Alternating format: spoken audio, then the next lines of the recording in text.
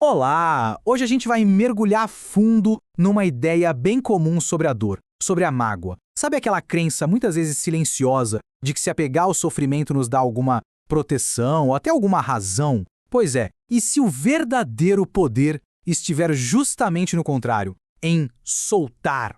É isso que a gente vai explorar agora. Essa frase, de certa forma, é a base de tudo. É aquela noção que muitas vezes nem percebemos que temos de que a nossa dor serve como uma espécie de justificativa, sabe? Uma maneira de manter o controle ou de provar que a gente está certo numa situação. É uma crença muito poderosa que vai moldando a vida de muita gente sem que se deem conta. Mas olha, é preciso encarar um fato bem direto. Essa crença não é um escudo, é na verdade uma armadilha. Ela mantém as pessoas presas, amarradas a uma identidade de sofrimento e acaba impedindo que a verdadeira cura possa de fato acontecer. E a questão aqui vai muito além do comportamento, viu? Não se trata só de como uma pessoa age quando está magoada. O ponto é bem mais profundo. Trata-se de como sustentar um ressentimento por muito tempo força a gente a negar a nossa própria essência. Então, aqui está o ponto crucial. Uma mágoa não é só um sentimento que passa.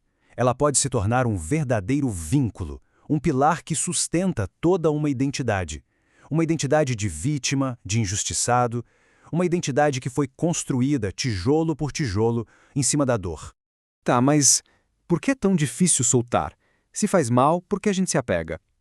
A resposta, em grande parte, está na maneira como o nosso ego se estrutura. Ele precisa de uma história, de uma narrativa para se definir. E muitas vezes a dor se torna a história mais fácil, mais convincente que ele encontra.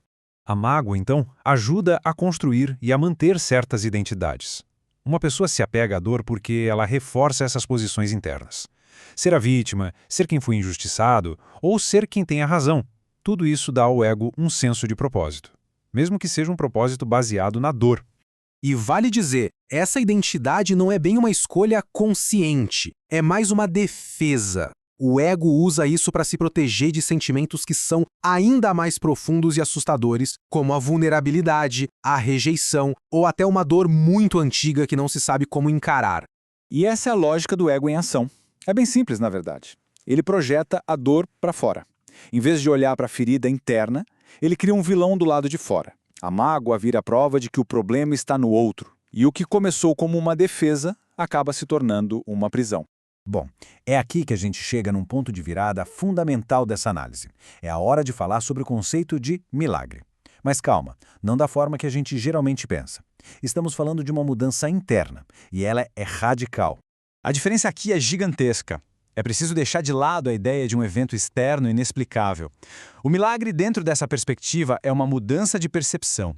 É a decisão de parar de enxergar uma situação pelas lentes do medo, da dor, para começar a vê-la através da verdade. Então a essência da ideia é esta. Cada mágoa que a gente cultiva é, no fundo, uma escolha de continuar vendo uma situação de um jeito distorcido. O milagre é simplesmente o ato de corrigir essa visão, de escolher ativamente enxergar de uma nova maneira. E com essa nova compreensão do que é o milagre, fica mais fácil reformular o ato de perdoar ou de soltar uma mágoa, né?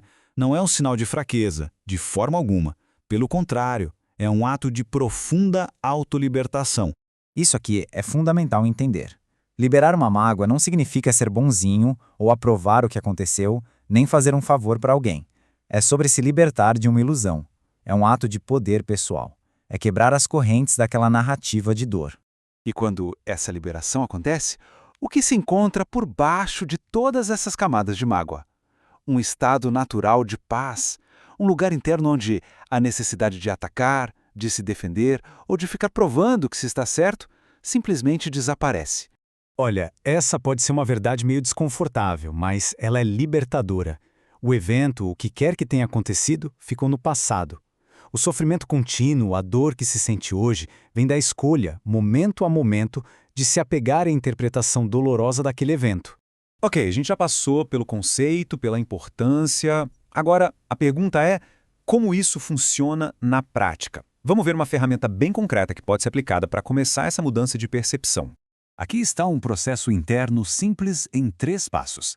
Diante de uma situação que gera aquele incômodo, em vez de reforçar a história de sempre, a prática é afirmar internamente estas 3 ideias. Primeiro, reconhecer que existe outra visão possível. Segundo, afirmar que não se precisa dessa dor. E terceiro, declarar ativamente a escolha de ver diferente. E a chave aqui é a intenção. Não se trata de ficar repetindo palavras mágicas, sabe? O poder desses passos está na disposição genuína de se abrir para uma nova possibilidade, de estar disposto a enxergar além daquela interpretação inicial e dolorosa.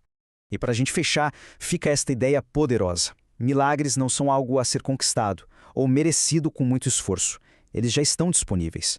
Eles se revelam no exato instante em que se para de lutar para defender a própria dor, a própria história, a própria ilusão.